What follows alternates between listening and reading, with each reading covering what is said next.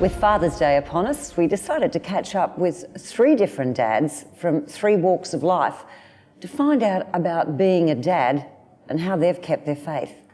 Justin Bond, welcome. Thank you. Anthony Herbert, welcome. Thank you, Donna.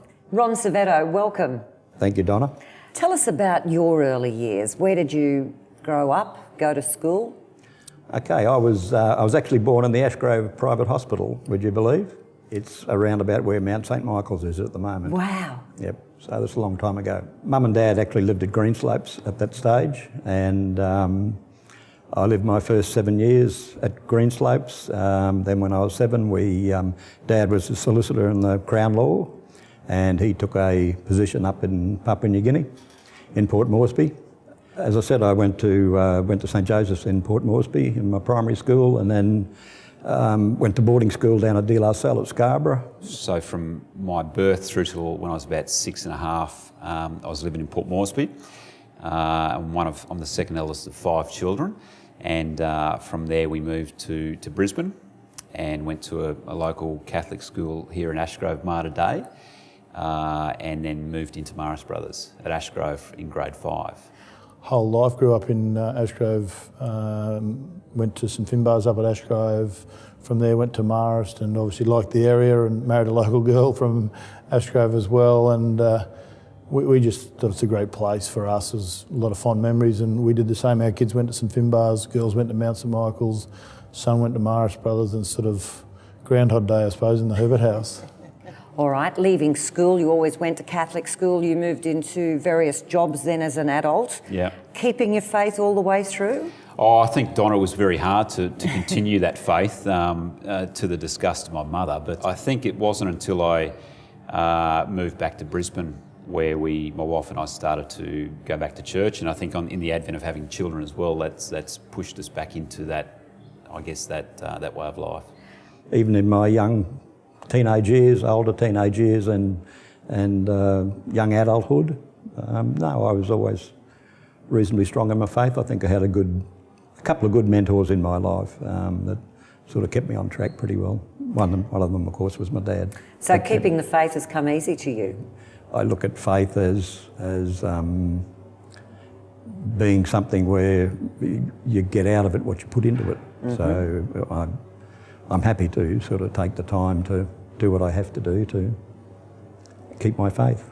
Yeah, pretty much. I mean, there was a time there when we were newly married that we were busy with young family and stuff that we didn't probably get to church as often as we used to, but didn't really drain on the faith side so much. Yeah, I go to church now, and when I see a young family come in with 2 or 3 kids, and you think, it's a nice thing. You don't see too many big families these days, but when you do, you think, oh, that's nice, and they've got time for church, and they've obviously got some great beliefs. All right, speaking of children, how do you see yourself as a dad compared to your dad? I suppose what I get from my father is being a fair person and appreciating all different walks of life and everyone's opinion. So I suppose Dad's a calming influence on me. I think we both have a similar temperament, but at the end of the day, I think I've got a very similar personality to my father. I think one of my biggest faults is probably not close enough to my kids, and that was sort of, because Dad wasn't very an affectionate father, I think it probably brushed off on me a little bit. Where I've seen some other guys in the relationships they've got, like our kids, we get on fine. It's like we're all adults now, it's fine, but I think I probably would have liked to be a little bit more affectionate as a father when I was there, but I'm getting that opportunity now with the grandchild, so it's fantastic. I'd like to think I'm pretty much the same as Dad. Dad was reasonably quiet. I think I'm reasonably quiet as well. I try and lead by example in what I do and that sort of thing, so hopefully that rubs off on the kids. Have there been any challenges that you've really struggled with in your life? I think we all have our own problems in life, but I think when you're a police officer and dealing with other people's issues, you look at the world in a different light. And I think for a period of time there I became a bit cynical about certain things, and I really think the faith, which is an important part of someone's life, and spiritual well-being can bring you back and give you more of a balanced outlook into how you look at life, etc. I suppose life's a challenge, isn't it? I mean, there's so many roadblocks and hurdles that sort of come your way. It's how you deal with circumstances throughout your life. And a friend of mine said, look, 2 or 3 kids, it's, it's one more potato, one more piece of bread, really.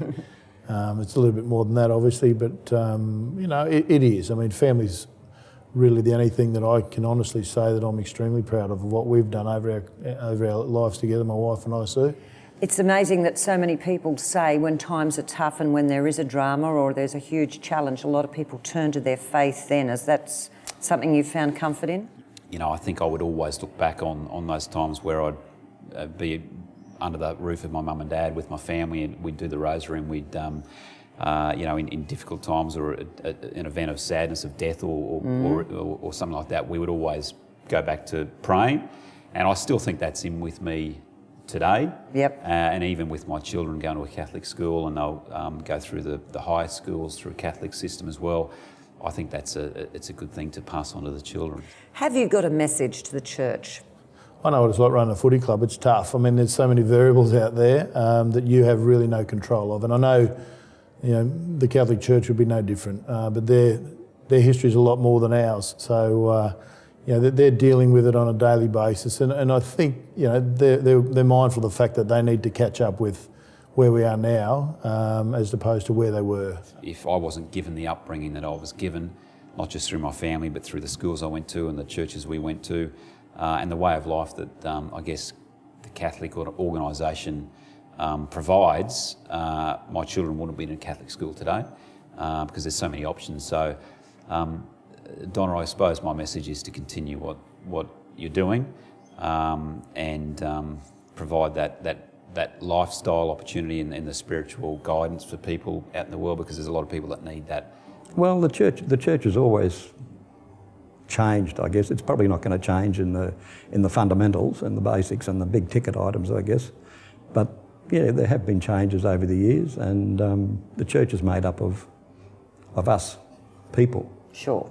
And I guess if change is to come in the church, it's got to come through the people.